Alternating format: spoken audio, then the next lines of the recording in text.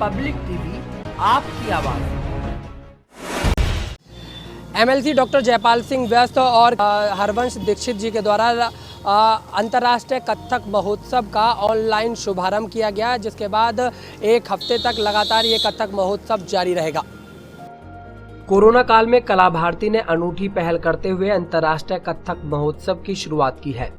सूत्रधार और संस्कार भारती के प्रांतीय महामंत्री संजीव आकांक्षी के निर्देशन में लॉकडाउन के दौरान से संस्कार भारती के तत्वावधान में अब तक 269 कलाकार अपनी प्रस्तुतियां दे चुके हैं। इनमें देश और देश से बाहर के कलाकार और साहित्यकार भी शामिल रहे।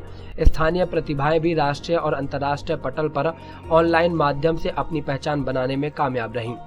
संस्थापक संजीव आकांक्षी ने बताया कि कला भारती के माध्यम से अंतर्राष्ट्रीय कथक महोत्सव का आरंभ किया गया है।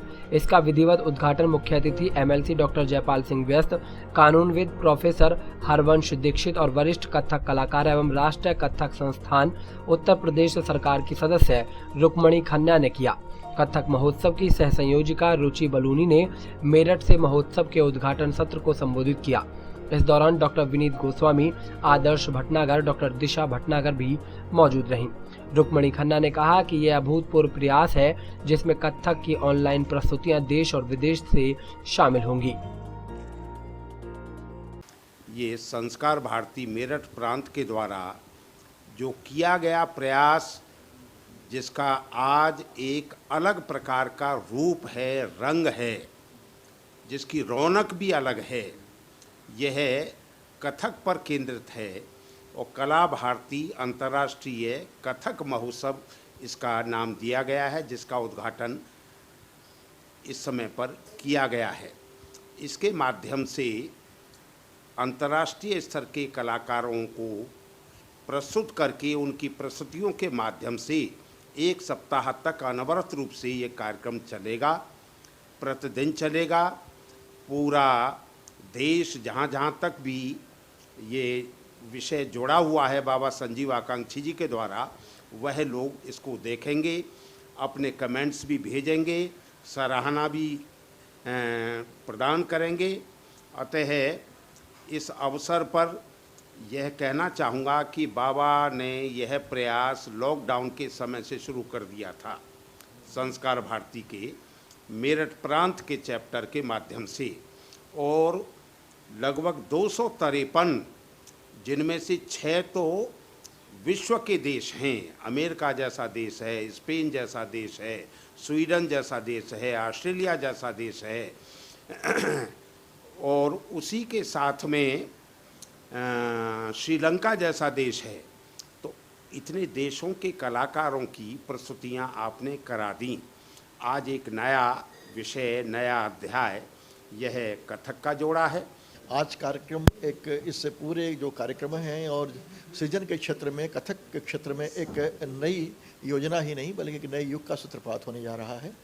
इस कार्यक्रम के माध्यम से श्री संजीव आकांक्षी जी अपने संगठन क्षमता के माध्यम से न केवल नवोदित कलाकारों को, न केवल स्थापित कलाकारों के माध्यम से, बल्कि आम समाज को भी जोड़ करके पूरे समाज में एक नई चिंतन धारा, नई ऊर्जा का संचार करेंगे, ऐसी मुझे उम्मीद है और ऐसी मेरी शुभाकांक्षा है।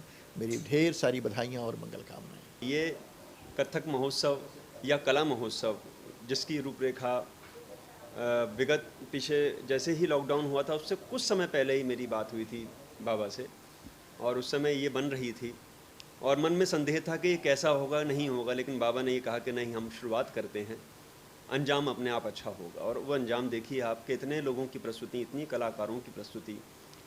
इस समय में अगर कोई सबसे ज़्यादा सुखी मुझे लगता है तो वो लगता है कलाकार। कलाकार ही है जो स्वयं भी सुख में रहता है और समाज को भी सुख में करने का प्रयासरत रहता है। तो मेरी शुभकामनाएं तो हैं ही, साथ में मैं जीवटता के साथ जुड़ा रहता हूं हर समय और प्रयासरत रहता हूं कि मैं भी जहाँ तक खाली हूं वो समय कला से ही भरा जा सके। तो बहुत बहुत मेरा धन्यवाद। असल में मेरा तो बहुत रुचि थी कथक में शुरू से, लेकिन मैंने पहले तो गाना शुरू करा था और उसके बाद फिर मुझे ये लगा, किसी ने मुझे कहा, यहाँ बहुत अच्छे परिवार के, गायक परिवार के किसी व्यक्ति ने मुझे चैलेंज किया, ये कहा कि भाई ये गाना तो सभी लड़कियां गाती हैं, लड़कियों के हाथ में दाब गांठ नहीं होती। हाँ, तो अब मुझे उस दिन की बात उनकी लग गई साहब। फिर मैं तबला शुरू कर दिया। तबले के बाद जब मैं तबला बजाने लगी और हमारे यहाँ क्लासेस चलती थी, हमने क्लासेस शुरू कर दी थी सिखाने की, और बड़े बड़े लोगों को बुला के हमने अपने यहाँ रखा। तो बहुत अच्छा लग रहा है। ऐसा तो कभी मैंने देखा ही नहीं पूरे जीवन में जो अब हो रहा है यहाँ मुरादाबाद में। वैसे तो मैंने प्रोग्राम तो बहुत, मैंने तो माने देवंती जोशी का भी डांस देखा है, और इनका भी देखा है, जो कौन थी वो इनकी, सितारा देवी का, हाँ, और डांस मैंने गोपी कृष्ण का भी देखा है। यहाँ नहीं हुए, मैंने इलाहाबाद और राजस्थान जयपुर में किया, देखा था। संस्कार भारती मेरठ प्रांत, जो कि ये लॉकडाउन वाली स्थिति में भी और ये कोरोना काल के लगातार जो प्रॉब्लम्स चल रही हैं, ये ऐसी स्थिति में भी संगीत के माध्यम से, कलाकारों के माध्यम से जो संगीत प्रेमी हैं